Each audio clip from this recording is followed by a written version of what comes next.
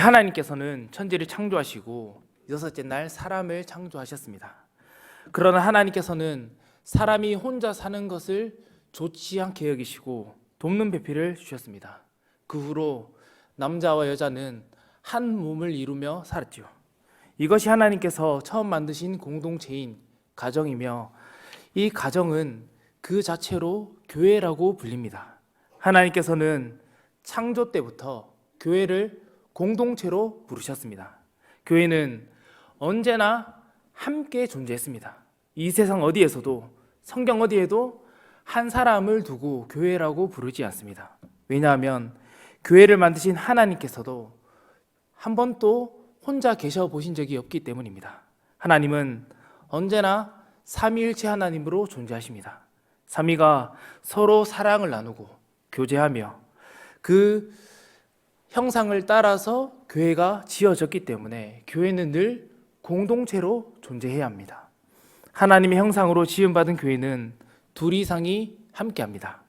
이 원리는 성경 곳곳에서 드러나죠. 출애굽의 위대한 지도자 모세도 처음 부름받았을 때는 혼자였지만 하나님께서는 입이 뻣뻣하고 둔하다라는 모세의 말에 아론을 붙이셔서 함께 사역하게 하셨습니다. 그리고 그 후에는 요수아와 같은 좋은 후임자도 주셨습니다. 예수님도 공생의 기간 동안 교회의 터를 이룰 12사도를 부르시고 그들과 함께 사역하셨고, 이제 그들이 교회를 세우도록 성령 하나님을 보내주셨습니다. 신앙생활을 하다 보면 혹 이런 생각이 들지 모르겠습니다. 나 혼자 교회를 다니면 좀 더 편할 것 같다라는 생각.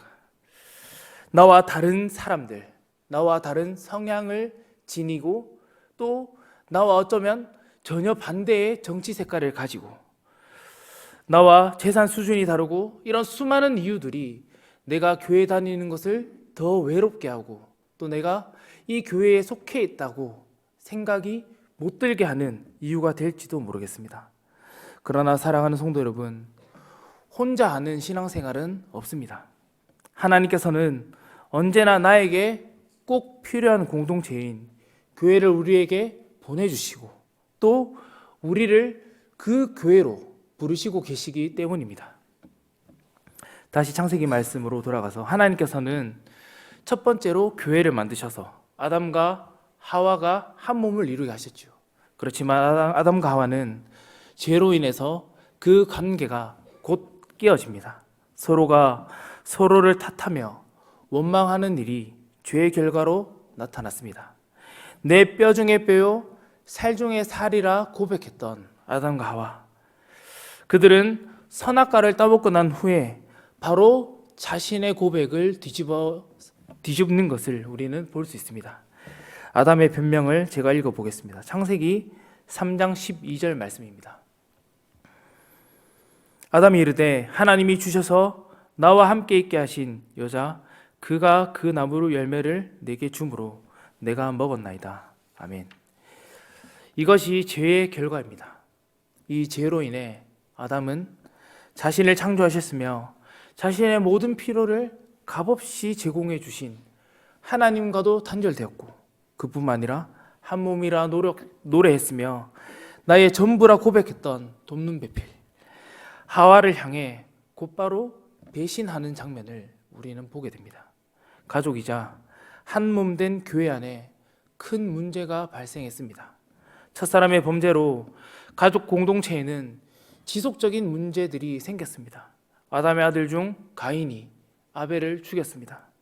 온 세상에서 유일하게 구원을 얻은 노아 방주에 함께했던 노아의 8가족 중 둘째 아들 함은 노아를 욕보이는 사건을 우리 창세기 9장에서 발견합니다. 압살롬은 메시아의 그림자이자 이스라엘의 왕이었던 다윗 왕을 반역했습니다. 죄가 세상에 들어온 이후 가정은 깨어졌으며 이 가정을 기반으로 운영되던 구약 교회 공동체는 파괴되었습니다. 사랑하는 성도 여러분, 교회 공동체의 문제는 우리 모두가 죄인이기 때문에 발생합니다. 문제가 없는 교회는 없습니다. 만약 그 교회에 문제가 없다면 그 교회가 관계를 맺지 않고 있기 때문입니다. 로봇처럼 주어진 일만 하고 이 사람과 어떤 관계도 맺지 않기 때문에 그 공동체에 죄가 보이지 않는 것입니다. 문제를 모른 척하고 문제를 해결하지 않아 상처가 곪도록 두는 것이 어쩌면 우리에게 더 큰 문제입니다. 제가 신대원에서 배웠던 교수님께서 이런 말씀을 하신 적이 있습니다. 교회에 문제가 있습니까? 그 이유는 그 교회에 당신이 있기 때문입니다. 사람이 있는 곳에는 문제가 발생할 수밖에 없다라는 것을 교수님께서 말씀하셨습니다. 그렇다면 이 깨어진 공동체를 어떻게 다시 회복할 수 있을까요? 하나님께서는 오늘 말씀을 통해서 깨어진 교회 공동체를 회복시키는 것을 넘어서 새롭게 창조하시는 것을 우리에게 보여주십니다. 교회는 그리스도의 피로 새롭게 창설된 공동체입니다. 오늘 설교 제목은 이렇습니다. 교회는 새가족 공동체입니다. 이 말씀을 통해 우리 교회 공동체를 더 사랑할 수 있는 시간 되기를 소원합니다. 오늘 본문 말씀은 예수님께서 십자가상에서 하신 말씀 중 하나입니다. 흔히들 이를 가상칠언이라고 부릅니다. 십자가에서 7가지 말씀을 하셨기 때문이죠. 십자가의 고통은 우리가 상상조차 할 수 없는 고통입니다. 숨 쉬는 것조차 큰 고통입니다. 십자가 형벌이 굉장히 고통스럽기 때문에 역사를 기록하는 사람들도 이 십자가 사건에 대해서 자세히 기록을 다루지 않고 있습니다. 보통 이 십자가에 매달린 상태는 이렇게 묘사되곤 합니다. 우선 양 손목과 발목에 못을 박습니다. 또 발등에 못을 박습니다. 왜냐하면 단단한 뼈에 못을 박아야만 사람이 떨어지지 않기 때문이죠. 그러면 중력 때문에 자연스럽게 몸이 밑으로 축 늘어집니다. 그러면 이 신체 구조상 이렇게 팔을 벌리고 있으면은 갈비뼈가 밑으로 떨어져서 숨을 쉬는 것이 어렵습니다. 사람이 숨을 쉬기 위해서는 몸을 다시 들어 올려야만 숨을 쉴 수 있습니다. 이것이 십자가의 고통입니다. 이렇게 간단한 묘사를 통해서도 십자가는 매우 고통스러웠다는 것을 우리는 알 수 있습니다. 그 외에도 가시면류관, 십자가를 짊어지고 언덕을 올라가는 길, 갈고리 채찍으로 살점이 뜯어질 정도로 고통을 겪는 것이 바로 십자가 형벌입니다. 예수님은 이런 상황을 겪으신 후에 우리에게 7가지 말씀을 주셨습니다. 교회를 위해 굉장히 중요한 말씀을 주신 것이죠. 본문에는 마리아와 예수님, 또 사랑받는 제자인 요한이 나옵니다. 예수님께서 마리아와 요한에게 말씀하십니다. 오늘 본문을 다시 한번 보겠습니다. 요한복음 19장 26절에서 27절 말씀입니다. 이것을 보면 이렇습니다. 여자여 보십시오. 아들입니다. 이렇게 말하죠. 이때 아들은 제자 요한을 가리킵니다. 또 요한에게는 이렇게 말씀하십니다. 보라, 내 어머니이다. 마리아에게 어머니다. 이렇게 말씀하시죠. 예수님께서 상당히 이상한 말씀을 하시고 계신 것입니다. 그런데 27절 후반절의 내용이 더 이상합니다. 그때부터 그 제자가 자기 집에 모시니라. 아멘. 제자 요한과 예수님의 어머니 마리아가 한 집에 살게 되었습니다. 이것을 두고 혹자들은 이런 말을 합니다. 예수님께서 죽으시기 전에 어머니 마리아가 홀로 남겨질 것을 대비해서 어머니에 대한 그 효심 때문에 요한에게 어머니를 맡겨둔 것이다. 이렇게 말합니다. 그렇지만 저는 이 설명에 아쉬움이 있다고 생각합니다. 예수님께서 성경에 기록한 모든 말씀은 우리에게 구원을 주시기 위해, 영생을 주시기 위해 주신 말씀이기 때문이죠. 이 본문 뒤에 요한은 성경 기록의 목적을 우리에게 알려주고 있습니다. 요한복음 20장 31절 말씀입니다. 오직 이것을 기록함은 너희로 예수께서 하나님의 아들 그리스도이심을 믿게 하려 하며 또 너희로 믿고 그 이름을 힘입어 생명을 얻게 하려 함이니라. 아멘. 주님의 말씀은 우리에게 믿음을 주고 그 믿음은 우리에게 생명을 공급해 줍니다. 예수님은 십자가 위에서 죽으시기 전 죄로 인해 깨어졌던 그 교회 공동체를 이제 새롭게 회복하시고 창조하셔서 새로운 가족이 되게 하셨습니다. 이제 교회는 그리스도의 피로 인해서 새롭게 하나 된 가족 공동체라는 사실을 우리는 발견하게 됩니다. 그리스도를 믿음으로 우리는 함께 가족되었고 예수 그리스도를 믿음으로 영생을 소유한 공동체라는 사실을 예수님께서 저와 여러분에게 말씀해 주십니다. 그리고 그 가르침에 대해 요한과 마리아는 즉시 순종하였습니다. 예수님은 깨어진 공동체를 회복시킬 뿐만 아니라 새롭게 창조하십니다. 교회는 그리스도 안에서 새롭게 태어난 피조물들입니다. 이전의 모든 것은 지나갔습니다. 주 안에서 모든 것이 새로워졌습니다. 요한은 이것을 자신의 복음서 서두에서도 가르쳐 주고 있습니다. 요한복음 1장 12절에서 13절 말씀을 우리 함께 읽도록 하겠습니다. 함께 읽겠습니다. 영접하는 자 곧 그 이름을 믿는 자들에게는 하나님의 자녀가 되는 권세를 주셨으니 이는 혈통으로나 육정으로나 사람의 뜻으로 나지 아니하고 오직 하나님께로부터 난 자들이니라. 아멘. 예수님을 영접하는 자는 하나님께로부터 난 하나님의 자녀가 됩니다. 하나님의 자녀는 이제 혈통을 초월해서 그 관계를 초월해서 십자가에 못 박히신 그리스도 밑에서 한 가족이 됩니다. 새로운 가족 공동체가 출현하는 것이죠. 요한복음 12장은 십자가의 의미에 대해서 우리에게 이렇게 말씀합니다. 요한복음 12장 32절 말씀입니다. 내가 땅에서 들리면 모든 사람을 내게로 이끌겠노라 하시니. 아멘. 이는 예수님께서 십자가에서 들리심으로 모든 사람을 주 안으로 모으시겠다라는 예수님의 선언입니다. 실제로 이 일은 오늘 본문에서 요한과 마리아를 통해 그대로 성취되었습니다. 예수님이 십자가로 인해 혈통을 뛰어넘어서 이제 모든 사람이 한 가족이 되었습니다. 이는 예수님께서 십자가에서 들리심으로 성취됩니다. 사랑하는 성도 여러분, 가족은 어떻게 구성되나요? 가족은 내가 계획해서 되는 것이 아닙니다. 혹여나 가족 계획을 해서 내가 자녀를 낳지 않겠다, 나는 결혼을 하지 않겠다 정도는 계획할 수 있습니다. 그러나 그것도 내 뜻대로 되지 않을 때가 있고 그때마다 가족 계획은 창조주의 손에 달렸다라는 사실을 우리는 고백하게 됩니다. 성도님들 중에 혹시 부모님을 고른 분들이 있으십니까? 제가 최근에 이제 김혜수 씨라는 배우가 이제 53세라는 것을 보았습니다. 우리 어머니가 김혜수 정도의 얼굴을 가지고 그 얼굴이 53세다. 나도 우리 엄마가 저렇게 됐으면 좋겠다. 이런 생각을 하면서 우리 엄마는 오늘부터 김혜수다. 이렇게 말하는 사람은 없을 것입니다.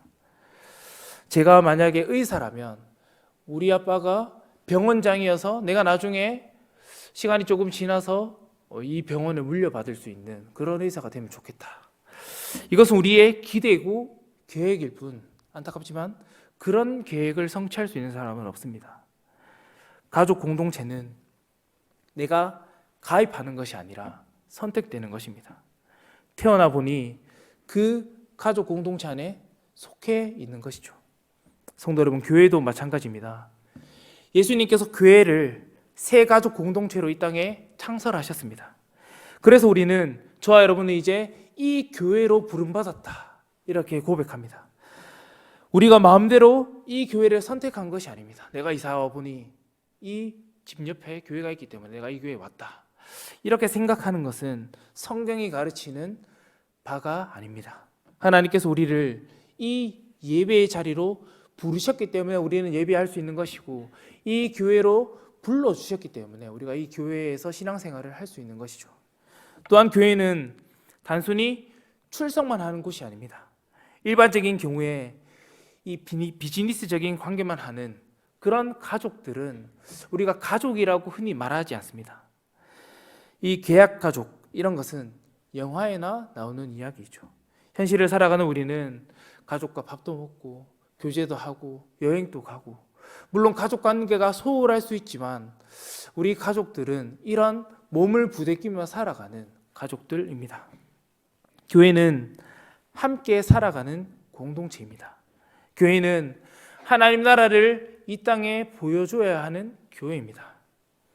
그렇기 때문에 우리가 교회에 오는 일은 이 사명을 담보하고 있으며 이 목적에 동의하는 지체들이 우리 교회의 가족이다, 이렇게 말할 수 있는 것이죠. 마가복음 10장 29절에서 30절 말씀을 우리 함께 읽도록 하겠습니다. 마가복음 10장 29절에서 30절 말씀입니다. 예수께서 이르시되 내가 진실로 너희에게 이르노니 나와 복음을 위하여 집이나 형제나 자매나 어머니나 아버지나 자식이나 존토를 벌인 자는 현세에 있어 집과 형제와 자매와 어머니와 자식과 존토를 100배나 받되 박해를 겸하여 받고 내세의 영생을 받지 못할 자가 없느니라.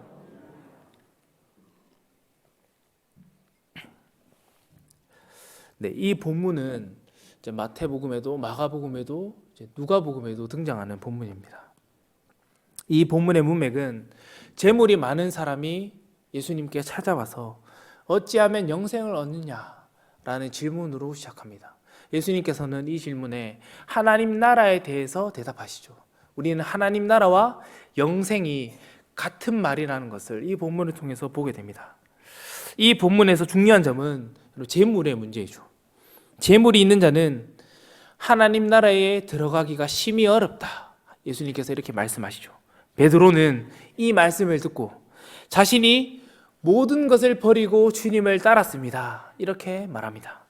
그러자 예수님께서는 우리가 오늘 읽은 이 말씀을 베드로에게, 또 제자들에게, 또 우리 교회에게 말씀하십니다. 예수님께서 오늘 본문에서 무엇을 버리라고 말씀하십니다. 무엇을 버려야 하나요? 집이나 형제나 자매나 어머니나 아버지나 자식이나 전토를 버리는 것. 쉽게 말해서 이제 가족을 버려라, 이렇게 우리가 이해할 수 있을 것입니다. 물론 이 말씀이 여러분들이 교회를 다니기 위해서 지금 우리가 살고 있는 그 모든 가족들을 버리라는 말씀은 절대 아닙니다. 예수님과 복음을 위해 여러분 가족을 버린다면 예수님께서 어떻게 된다, 이렇게 말씀하시는지가 우리에게 중요합니다. 현세에 있어서 집과 형제와 자매와 어머니와 자식과 전토를 100배나 얻게 된다, 예수님께서 이렇게 말씀하시죠. 100배. 그리고 내세에는 100배, 현세에서 이 100배 얻은 것뿐만 아니라 영생도 함께 얻게 될 것이다, 예수님께서 이렇게 말씀하고 계십니다. 예수님께서는 우리가 무언가를 버려야만 얻는다, 이것을 말씀하시기 전에 이것의 의미를 우리가 먼저 기억할 필요가 있습니다. 여러분, 이 성경에 나오는 이 본문에 나오는 이 버려야 되는 것을 자세히 보면은 이제 구약에 나오는 복과 관련이 있습니다. 아브라함 언약이 땅과 시이죠. 땅을 버리고 자녀와 모든 가족을 버려라, 예수님께서 이렇게 말씀하고 계십니다. 이 구약의 대표적인 복들, 이 복들을 버리면 어떻게 되죠? 예수님 안에서 현세에 100배나 더 받고 내세에는 영생을 얻는다, 이것이 예수님의 가르침입니다. 오늘 본문에서 이 예수님의 이 마가복음 10장의 말씀이 성취되었습니다. 예수님의 십자가는 믿지 않는 자들에게는 미련한 것입니다. 그들을 절망으로 이끌지도 모르지만 예수님의 십자가는 저와 여러분에게 천국을 소망하게 하며 또한 성동교회라는 가족 공동체를 얻게 합니다. 사랑하는 성도 여러분, 복음이 이만큼 값진 것이라는 사실을 기억하십시오. 우리는 교회 안에서 이미 100배나 많은 가족과 100배나 많은 땅을 얻었습니다. 하늘이 성도의 기업입니다. 우리 교회가 우리의 가족입니다.